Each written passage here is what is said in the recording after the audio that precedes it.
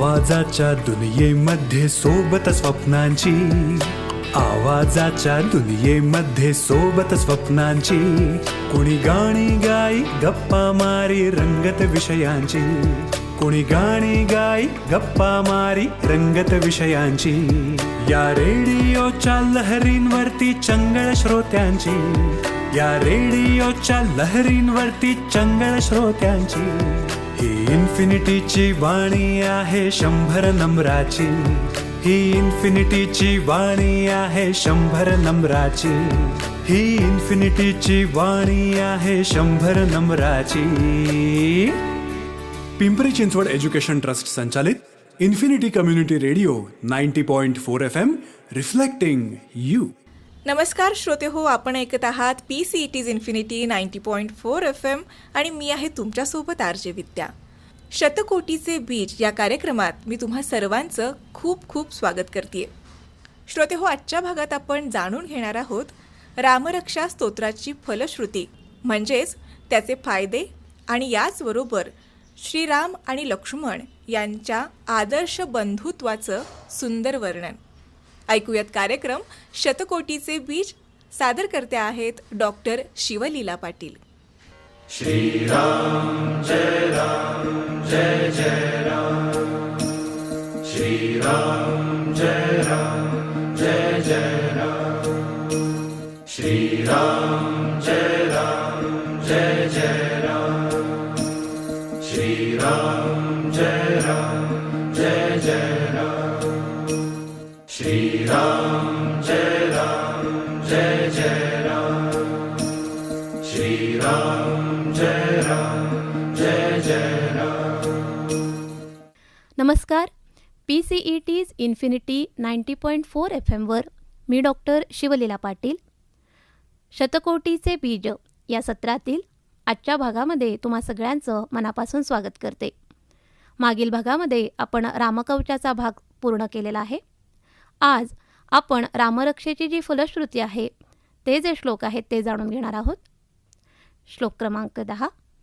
एताम रामबलोपेताम रक्षाम यत्सुकृती पठेत स चिरायु सुखी पुत्री विजयी विनयी भवेत. म्हणजेच रामबलोपेताम म्हणजेच रामाच्या सामर्थ्याने युक्त अशी रामरक्षा सुकृती पठेत, जो सुकृती म्हणजेच सज्जन किंवा सत्कृती करणारा पठण करतो तो चिरायू सुखी पुत्री विजयी विनयी भवेत, म्हणजेच तो दीर्घायुषी पुत्रवान सुखी विजयी आणि विनय संपन्न होतो. इथं एक गोष्ट लक्षात घ्यावी लागते, भगवंताचे नाव मुखात येण्यासाठी सुद्धा पुण्याई असावी लागते. म्हणूनच संत म्हणतात, बहुत सुकृताची जोडी म्हणून विठ्ठले आवडी. इतकंच काय, अंतिम क्षणी देखील मुखात नाम येणं कठीण असतं. जर पूर्व सुकृत नसेल तर हे येणं अत्यंत अवघड. या श्लोकामध्ये विजयी आणि विनयी असं म्हटलं आहे. खरं तर विजय हा उन्मत्त करणारा असतो, हाच पराक्रम विनयाने मात्र शोभून दिसतो. रामरक्षा पठणाने विजयाने उन्मत्त न होता विनयही प्राप्त होतो आणि त्यामुळे तो शोभून दिसतो असं म्हटलेलं आहे. व्यवहारात आपण बघतो विजय आणि विनय एकत्र राहणं अवघड, पण रामरक्षेच्या पठणाने हे साध्य होतं. पुढील श्लोक. पाताल भूतल व्योम चारिणच्छद्मचारिणः न द्रष्टुमपि शक्स्तासे रक्षितं रामनामभिः. म्हणजेच पाताळ, भूमी आणि व्योम म्हणजेच आकाश यामध्ये संचार करणारे कपटी आचरणाचे जीव, छद्मचर ज्याला म्हणतात, हे रामनामाने रक्षण केलेल्या जीवास पाहूसुद्धा शकत नाहीत. म्हणजेच कोणतीही दुष्ट शक्ती रामनामाने संरक्षित केलेल्या जीवाचं काहीही वाकडं करू शकत नाही किंवा त्याचा घात करू शकत नाही असा याचा अर्थ होतो. म्हणून तर आपल्याला भीती वाटली की आपण आधी रामराम म्हणायला सुरुवात करतो. पुढील श्लोक. रामेति रामभद्रेति रामचंद्रेति वास्मरन् नरो न लिप्यते पापैर्भुक्तिमुक्तिं च विन्दति. हे राम, रामभद्र किंवा रामचंद्र असं कोणत्याही नावाने रामाचं स्मरण करणाऱ्या मनुष्यास कोणतेही पाप स्पर्श करत नाही. त्याला भुक्ती म्हणजेच सर्व प्रकारचे सुख उपभोग आणि मुक्ती म्हणजेच मोक्ष प्राप्त होतो. म्हणजेच त्याचं इहलौकिक आणि पारलौकिक असं दोनही पद्धतीचं कल्याण होतं. संत म्हणतात, हरी उच्चारणे अनंत पापराशी जाती ललयासी क्षणमात्रे. असं हे रामनामाचं महत्त्व. जगच्चैत्रेकमंत्रेण रामनाम्नाभिरक्षितं यकंठे धारयेतस्य करस्था सर्वसिद्धयः. जगाला जिंकणाऱ्या या रामनाम मंत्राचे जो कंठात धारण करेल, म्हणजेच जो पाठ करेल, पठण करेल, त्याचे हाती घेतलेले प्रत्येक कार्य सिद्ध होते किंवा त्याला सर्व सिद्धी प्राप्त होतात. इथे सिद्धी याचा अर्थ अणिमा गरिमा अशा सिद्धी नव्हे. इथे संत याचा अर्थ घेतात की आपण जे प्रत्येक कार्य घेतो ते कार्य सिद्धीस जाणं, याला सिद्धी असं म्हणावं. तर अशा पद्धतीने हे जे 4 श्लोक आहेत हे रामरक्षेची फलश्रुती सांगणारे श्लोक आहेत असं म्हणायला हरकत नाही आहे, ज्यामध्ये विजय आणि विनय वज्रपंजरनामेदं यो रामकवचं स्मरेत अव्याहताज्ञ सर्वत्र लभते जयमंगलम. अगस्ती संहितेमध्ये याला वज्रपंजर असं म्हटलंय. म्हणजेच वज्रपंजर हे नावाचं, म्हणजेच इंद्राच्या वज्राच्या पिंजऱ्याप्रमाणे असणारं हे रामकवच याचं जो स्मरण करेल त्याला सर्वत्र जय आणि मंगल प्राप्त होईल. शरीर रक्षणासाठी आपण कवच धारण करत असतो, पण हे नामरूपी कवच शरीर आणि मन या दोघांचंही रक्षण करतं, यात काही शंका नाही. भगवंताचं नाम हेच त्याचं रूप असतं आणि त्या नामातच त्याची शक्ती असते. तर असे हे श्लोक रामरक्षेचे फलश्रुती सांगणारे श्लोक आहेत. या पुढील जे श्लोक आहेत ते रामाचं वर्णन करणारे आणि या रामरक्षेचं निर्मिती कशी झाली हे सांगणारे श्लोक आहेत. आदिष्टवान यथा स्वप्ने रामरक्षामि मां हरः तथा लिखितवान प्रातः प्रबुद्धो बुधकौशिकः. हा जो श्लोक आहे हा श्लोक आपण प्रस्तावनेमध्येच घेतला होता. रामरक्षेची निर्मिती कशी झाली हे सांगणारा हा श्लोक. आदिष्टवान यथा स्वप्ने म्हणजेच ज्याप्रमाणे स्वप्नामध्ये दाखविले. कुणी? तर हरहा म्हणजेच शंकराने. रामरक्षाम इमाम म्हणजे ही रामरक्षा. तथा लिखितवान त्याप्रमाणे लिहिली. प्रातः म्हणजे सकाळी. प्रबुद्धो म्हणजेच जागृत झालेल्या. बुधकौशिकः म्हणजेच बुधकौशिक ऋषींनी. याचा कथाभाग आपण प्रस्तावनेमध्ये बघितला होता, त्यामुळे याचा संपूर्ण अर्थ जर लक्षात घेतला तर भगवान शंकरांनी स्वप्नात ज्याप्रमाणे ही रामरक्षा सांगितली त्याप्रमाणे सकाळी जागृत झाल्यानंतर बुधकौशिक ऋषींनी ती लिहिली, असा याचा एकंदरीत अर्थ होतो. म्हणजेच यामध्ये आपण जर बघितलं तर ऋषी हा कर्ता नसून ऋषी हा द्रष्टा आहे या स्तोत्राचा. हे आपण जाणून घेतलं पाहिजे. हे जे स्तोत्र आहे ते स्तोत्र शंकराने सांगितलेलं आहे हे आपण समजून घेतलं. आराम कल्पवृक्षाणां विराम सकलापदां अभिराम स्त्रीलोकानां राम श्रीमान सनप्रभू. आराम हा आराम या शब्दाचा अर्थ मराठीतला आराम नव्हे बरं का, तुमचा आणि माझा तो आराम हा नव्हे. संस्कृत भाषेमध्ये आराम या शब्दाचा अर्थ बगीचा किंवा बाग असा होतो. कसली बाग आहे ही?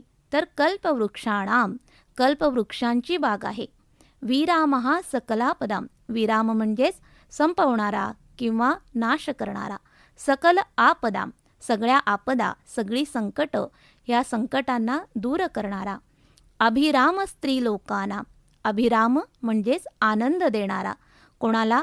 तर 3ही लोकांना. स्त्रीलोकानां. रामः श्रीमान स न प्रभुः नहा म्हणजे आमचा. श्रीमान म्हणजेच श्रीयुक्त किंवा वैभव संपन्न. प्रभुः म्हणजेच आमचे प्रभू आहेत. एकंदरीत याचा आपण अर्थ घेऊयात. कल्पवृक्षांचा जणू बगीचा असणारा, सगळ्या संकटांचा नाश करणारा, 3ही लोकांना आनंद देणारा असा वैभव संपन्न श्रीराम आमचा प्रभू आहे. आता श्री या शब्दाचे खरं तर अनेक अर्थ होतात बरं का. श्री म्हणजे काय? श्री म्हणजे संपत्ती, श्री म्हणजे समृद्धी, श्री म्हणजे सौंदर्य, श्री म्हणजे सौभाग्य, श्री म्हणजे सद्गुण, श्री म्हणजे सद्बुद्धी, श्री म्हणजे कीर्ती, श्री म्हणजे प्रतिष्ठा, श्री म्हणजे तेज. खरं तर राम हे नाव आहे, पण आपण श्रीराम असं म्हणतो. म्हणजेच या सर्व श्रींनी युक्त असं हे राम, रामतत्व. म्हणून आपण या रामाला श्रीराम असं म्हणतो. आणि असा हा श्रीराम आमचा प्रभू आहे असं या श्लोकामध्ये सांगितलेलं आहे. पुढील 17, 18 आणि 19 हे जे श्लोक आहेत ते वनवासी रामलक्ष्मणाबद्दल वर्णन करणारे श्लोक आहेत. वनवासामध्ये राम आणि लक्ष्मण जेव्हा एकत्रित होते तेव्हा त्या दोघांबद्दलचं वर्णन करणारे हे पुढील श्लोक आहेत. आपण आधी श्लोक म्हणूयात. तरुणो रूपसंपन्नो सुकुमारो महाबलो पुंडरीकविशालाक्षो चिरकृष्णाञ्जिनाम्बरो फलमूलाशिनो दान्तो तापसो ब्रह्मचारिणो पुत्रो दशरथस्येतो भ्रातरो रामलक्ष्मणो शरण्यो सर्वसत्त्वानां श्रेष्ठो सर्वधनुष्मतां रक्षकुलनिहंतारौ त्रायेतां नौ रघुत्तमौ. राम आणि लक्ष्मण या जोडीचं वर्णन इथं आल्यामुळे संस्कृतमधलं द्विवचन आपण ज्याला म्हणतो ते इथे वापरण्यात आलेलं आहे. संस्कृत भाषेचं हे वैशिष्ट्यही आपण जाता जाता इथे समजून घेऊयात. संस्कृत भाषेमध्ये एकवचन आणि द्विवचन आणि बहुवचन असे वचन येतं. त्यामुळे ह्या द्विवचनाचा इथे उल्लेख केला गेलेला आहे. तरुणो म्हणजेच तरुण असणारे हे दोघे. रूपसंपन्न म्हणजेच रूपवान. सुकुमारौ सुकुमार असे त्वचा असणारे किंवा सुकुमार असा वर्ण असणारे किंवा सुकुमार अशी कांती असणारे. महाबलौ हे जरी सुकुमार जरी असले तरीसुद्धा बल मात्र कसं आहे तर अतिशय जास्त, म्हणून त्यांना म्हटलेलं आहे महाबलौ. पुंडरीक विशालाक्षौ. पुंडरीक याचा अर्थ चंद्रविकासी कमळ. तर चंद्रविकासी कमळाप्रमाणे विशाल म्हणजेच मोठे, अक्षौ म्हणजे डोळे. तर चंद्रविकासी कमळाप्रमाणे मोठे डोळे असणारे. चिरकृष्णाञ्जिनाम्बरो. चिर म्हणजेच वल्कल, कृष्ण म्हणजेच कृष्णवर्णी, जिनांबरो अजिन याचा अर्थ कातडं. तर वल्कल किंवा कृष्ण अजिन हे वस्त्राप्रमाणे धारण करणारे. दांतौ याचा अर्थ इंद्रियांवर ताबा ठेवणारे. तापसी तपस्वी. ब्रह्मचारिणो म्हणजेच ब्रह्मचर्य व्रताचे पालन करणारे. पुत्रौ दशरथस्येतो म्हणजेच दशरथाचे हे दोघेही पुत्र. भ्रातरौ रामलक्ष्मणौ. रामलक्ष्मण हे दोघे बंधू. काय करतात हे दोघे? शरण्यो सर्वसत्त्वानां श्रेष्ठो सर्वधनुष्मतां. जो कोणी शरण आलेला आहे अशा सर्व प्राणीमात्रांना ते आधार देतात. श्रेष्ठो सर्वधनुष्मतां. सर्व धनुर्धारींमध्ये हे दोघेही श्रेष्ठ आहेत. रक्षहा कुलनिहंतारो. हंतारो म्हणजेच नाश करणारे. रक्षहा कुल म्हणजेच राक्षसांच्या कुलाचा नाश करणारे. त्रायेताम नौ रघुत्तमो म्हणजेच रघुकुळातील हे दोघेही उत्तम असे बंधू. त्रायेताम म्हणजे रक्षण करोत. नौ म्हणजे आमचे. याचा समग्र अर्थ जर आपण समजून घेतला तर तो असा होतो.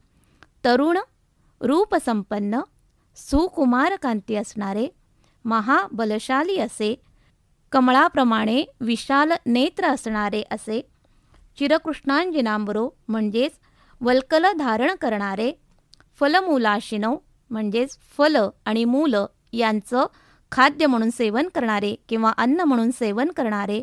इंद्रियांचा निग्रह केलेले किंवा इंद्रियांवर जय मिळवलेले. तपाचरणामध्ये श्रेष्ठ किंवा तापसी. ब्रह्मचारिणो ब्रह्मचारी व्रत पालन करणारे. दशरथाचे हे पुत्र आणि रामलक्ष्मण असे हे बंधू ज्यांनी सर्व प्राणीमात्रांना अभय दिलेले आहे किंवा जे अभय देतात. सर्व धनुर्धरांमध्ये हे श्रेष्ठ. राक्षसांच्या कुलाचा विनाश करणारे. रघुकुलश्रेष्ठ असे हे दोघे बंधू आमचे रक्षण करोत. या सर्व याच्यामध्ये राम आणि लक्ष्मण या जोडीचं वर्णन येतं आणि त्याच अनुषंगाने पुन्हा पुढचा श्लोक येतो. आत सज्ज धनुषा विशुस्पृशा वक्षया शुगनिशंग संगिनो रक्षणाय मम राम लक्ष्मणा अवग्रत पथि सदैव गच्छताम. आत याचा अर्थ होतो सज्ज. आत सज्ज. आत म्हणजे धारण केलेले. आत सज्ज म्हणजेच बी रेडी आपण ज्याला म्हणतो, जे नेहमी तयार असतात असे. धनुषौ. धनुषौ म्हणजे धनुष्य. इशू म्हणजेच बाण. धनुषा विशू असा तो संधी झालेला आहे. स्पृशा म्हणजेच स्पर्श केलेले, म्हणजेच ज्यांचे धनुष्य बाण लावून तयार आहेत किंवा ज्यांच्या धनुष्याला बाणाने स्पर्श केलेला आहे, म्हणजेच आपण ज्याला म्हणतो बी इन अ पोझिशन, असे जे आहेत ते. अक्षय म्हणजे कधीही नाश न पावणाऱ्या, आशुग म्हणजे वेगाने जाणाऱ्या, निशंग म्हणजे भाला आणि संगिनो म्हणजेच बाळगणारे. रामलक्ष्मणा अवग्रतः असे हे रामलक्ष्मण, अवग्रतः म्हणजेच पुढे. पथी सदैव गच्छताम कशासाठी? रक्षणाय मम माझ्या रक्षणासाठी यांनी मार्गामध्ये सदैव पुढे चालावं अशी इथे विनंती केलेली आहे. पूर्ण अर्थ जर आपण समजून घेतला तर तो असा होतो, सज्ज धनुष्य धारण करणारे, बाणांना स्पर्श करून तयार असणारे असे धनुष्य धारण करणारे आणि कधीही क्षय न होणाऱ्या आणि अत्यंत वेगवान असे बाणांचे भाते बाळगणारे रामलक्ष्मण माझ्या रक्षणाकरिता माझ्या मार्गामध्ये नेहमी पुढे चालोत. खरं तर ईश्वराला किंवा भगवंताला आज्ञा करणं हे काही योग्य नव्हे, हा खरं तर न्याय नव्हे. परंतु आपल्याकडे इतकं सुंदर वर्णन आहे की आपण भगवंताशी कुठलं तरी नातं जोडावं आणि त्या नात्याने त्या भगवंताची आळवणी करावी, तर तोही आपल्यासाठी त्याच नात्याने उभा राहतो हे आपलं शास्त्र सांगतं. म्हणूनच नवविधा भक्तीमध्ये दास्यभक्ती, सख्यभक्ती याचं वर्णन येतं. आणि हा श्लोक बघितल्यानंतर हे लक्षात येतं की हे सख्यभक्तीचं उदाहरण आहे. भगवंताला आपण सखा मानल्यामुळं आपण त्याच्याकडे ही विनंती करतोय की तू माझ्या पुढे राहा नेहमी, म्हणजेच त्यामुळे आपल्याला अभय प्राप्त होईल. असं हे खरं तर सख्यभक्तीचं उत्कृष्ट उदाहरण आहे असं म्हणायला हरकत नाही आहे. सख्यत्वाच्या नात्याने केलेली ही विनंती ईश्वर नक्कीच मानतो, यात काही वाद नाही. एक कथाभाग आठवतोय, तो सांगते. तुलसीदासांच्या आश्रमामध्ये असं म्हणतात की चोर आले आणि आल्यानंतर त्यांना बाहेर मात्र धनुर्धारी असे पहारेकरी दिसले. त्यांना बघून चोर खरंच घाबरले आणि ते तिथून पळून गेले. आता खरं तर तुलसीदासासारख्या या भक्ताच्या दारामध्ये धनुर्धारी कोण असतील बरं, हा विचार आपण केला का? तर हे दुसरे तिसरे कुणीही नसून हे साक्षात राम आणि लक्ष्मण होते. याचं कारण हेच की तुलसीदासासारख्या श्रेष्ठ भक्ताच्या रक्षणाची जबाबदारी त्यांनी स्वतःवर घेतली होती. भगवंताशी सख्यत्व साधलं की त्याची काळजी घ्यायला भगवंत स्वतः तयार असतो. ऐसे परमसख्य धरिता देवास लागे भक्तांची चिंता, पांडव लाखाद्वारी जळिता विवरद्वारी काढिले. ह्या उदाहरणावरनं लक्षात आलंच असेल की पांडव आणि श्रीकृष्ण यांच्यामधलंही सख्यत्व हे असंच होतं. पांडवांचं श्रीकृष्णाशी असलेलं हे नातं हे सख्यत्वाचं असल्यामुळे अनेक वेळा श्रीकृष्णाने पांडवांचं रक्षण केलेलं आहे. इतकंच काय, आपल्या महाराष्ट्र ही संतांची भूमी, त्या संतांच्या भूमीतील एकनाथांचं उदाहरण घ्या. एकनाथांच्या दारीसुद्धा विठ्ठल उभा असे असं म्हटलं जातं. इतकंच काय, तर तो श्रीखंड्याच्या रूपामध्ये एकनाथांच्या घरी पाणीही भरत होता, जनाबाईसाठी दळणही दळत होता. अशी अनेक उदाहरणं ह्या ईश्वराची आपल्याला सांगता येतील. त्याच्याशी सख्यत्व साधलं की तोही त्याच सखाया नात्याने आपल्यासोबत उभा राहतो, हा विश्वास या श्लोकाने आपल्यामध्ये निर्माण होतो. या श्लोकाचं एकंदरीतच वर्णन बघता रक्षणासाठी केलेली ही विनंती आहे. त्यामुळे ज्यांना कोणाला भय वाटत असेल त्यांनी या श्लोकाचं नित्य पठण करावं. त्यामुळे त्यांच्यामध्ये हा विश्वास नक्की निर्माण होतो की राम आणि लक्ष्मण हे आपल्या रक्षणासाठी नेहमी आपल्या पुढे आहेत. त्यामुळे आपल्याला घाबरण्याचं काहीही कारण नाही. सन्नद्ध कवची खड्गी चाप बाण धरो युवा, गच्छन् मनोरथो अस्माकं राम पातु स लक्ष्मणः. राम पातु स लक्ष्मणः. पातु म्हणजेच रक्षण करो, स लक्ष्मणः म्हणजे लक्ष्मणासहित असणाऱ्या रामाने, सन्नद्ध म्हणजेच नेहमी सज्ज असणाऱ्या, कवची, कवचीच म्हणजे कवची याचा अर्थ कवच घातलेला, खड्गी, खड्ग म्हणजेच खड्ग धारण करणारा, चाप बाण धरो युवा, चाप बाण म्हणजेच धनुष्यबाण धारण करणारा, युवा म्हणजेच तरुण अवस्थेतील किंवा तरुण, गच्छन मनोरथो अस्माकम मनोरथो अस्माकम म्हणजेच जणू काही आमचं मनोरथच असणारा, म्हणजेच आम्ही ज्या स्वरूपामध्ये त्याला बघतो त्या स्वरूपामध्ये तो आम्हाला दिसतो, किंवा आमची जी इच्छा आहे तसाच तो आमच्यासमोर उभा राहतो, असा हा मनोरथो अस्माकम, असे आमचे मनोरथच असणारा. गच्छन स लक्ष्मणः, लक्ष्मणासोबत जाणारा असा राम. एकंदरीत अर्थ घेऊयात.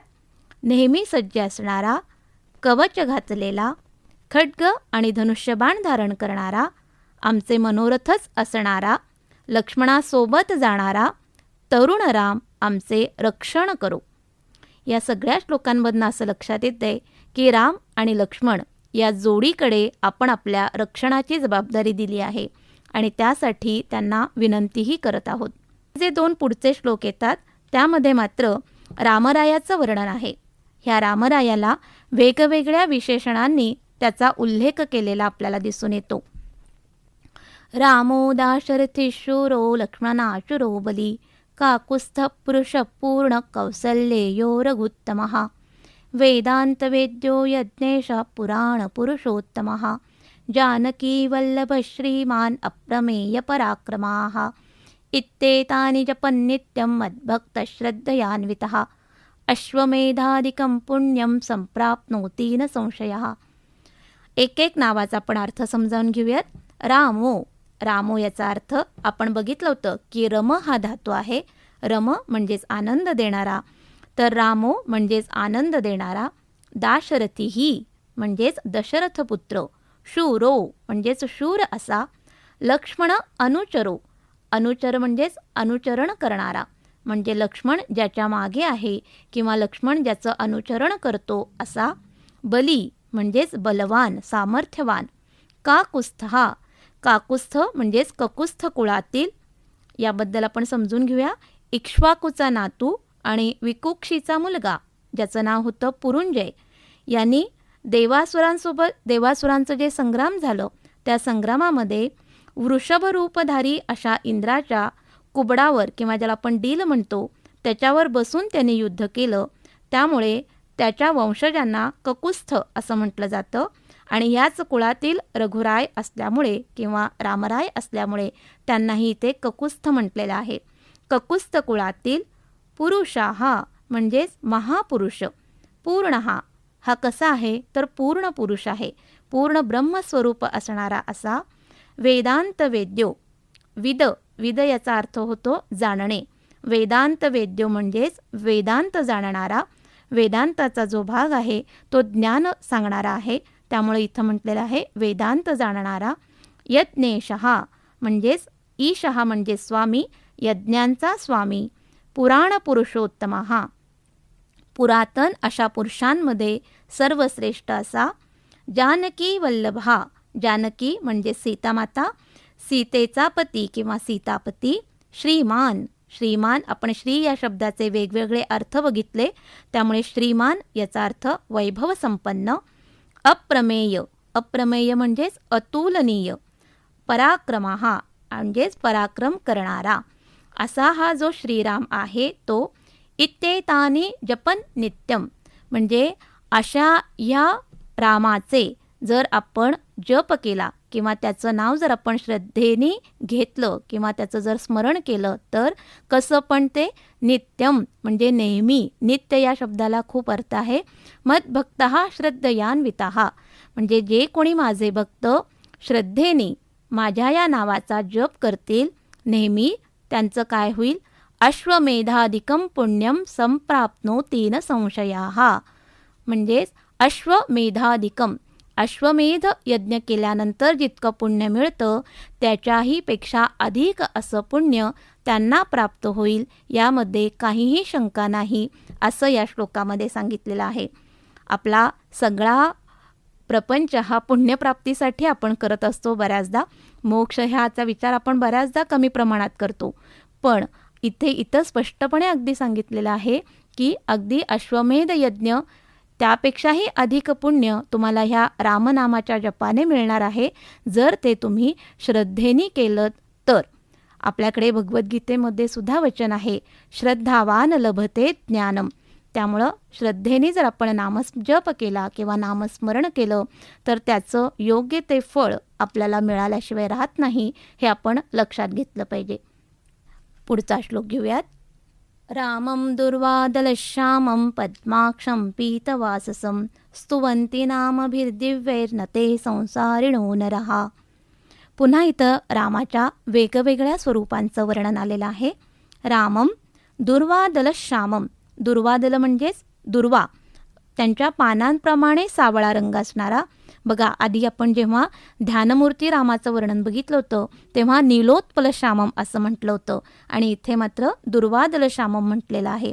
म्हणजेच तसा सावळा वर्ण असणारा असा पद्माक्ष, म्हणजेच पुन्हा कमळासारखे डोळे असणाऱ्या, पीतवाससम म्हणजेच पीतांबर नेसलेल्या, अशा ह्या रामाचे स्तुवंती, जे स्तुती करतात त्यांचं काय होतं, ते संसारिणो नरहा, असे जे लोक आहेत ते संसारातून सुटतात, असं या श्लोकामध्ये सांगितलेलं आहे. आपण जर संपूर्ण अर्थ याचा समजून घेतला तर दुर्वादलाप्रमाणे सावळा रंग असणाऱ्या, कमळासारखे डोळे असणाऱ्या, पितांबर धारण करणाऱ्या या रामाच्या दिव्य नावांनी जो स्तुती करतो ते लोक संसारातून सुटतात. आता संसारातून सुटतात याचा अर्थ आपण काय घेणार? संसार टाकायचा नसतो, संसार हा नेटका करायचा असतो, असं आपल्याकडे समर्थ रामदास स्वामींनी सांगितलं आहे. संसारात राहून सुद्धा तो मुक्तीचा अधिकारी होतो, असा याचा अर्थ इथे आपण घ्यायला हवा. ईश्वराची स्तुती करणं, त्याचं नामस्मरण करणं म्हणजे संसारातून मुक्त होणं. संसारातून मुक्त होणं याचा अर्थ जन्ममरणाच्या फेऱ्यातून मुक्त होणं, हे समजून घेतलं पाहिजे. म्हणूनच आद्य शंकराचार्यसुद्धा म्हणतात, पुनरपि जननं पुनरपि मरणं पुनरपि जननी जठरे शयनं इह संसारे खलु दुस्तारे कुरु कृपया पारे पाहि मुरारे भज गोविंदम भज गोविंदम भज गोविंदम मूढमते.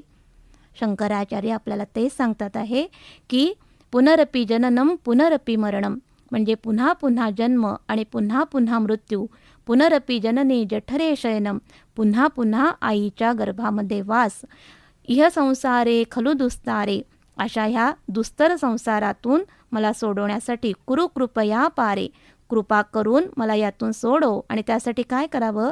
भज गोविंदम भज गोविंदम भज गोविंदम मूढमते. मूढमते म्हणजेच हे मूर्खा, म्हणजे मूर्खा म्हणण्यापेक्षा ज्याची मती कमी आहे अशा मूढाने, ज्ञानशून्याने काय करावं तर गोविंदाचं भजन करावं, म्हणजेच नामस्मरण करावं. ब्रह्मचैतन्य गोंदवलेकर महाराजांनी नामसाधनेचाच प्रसार केला.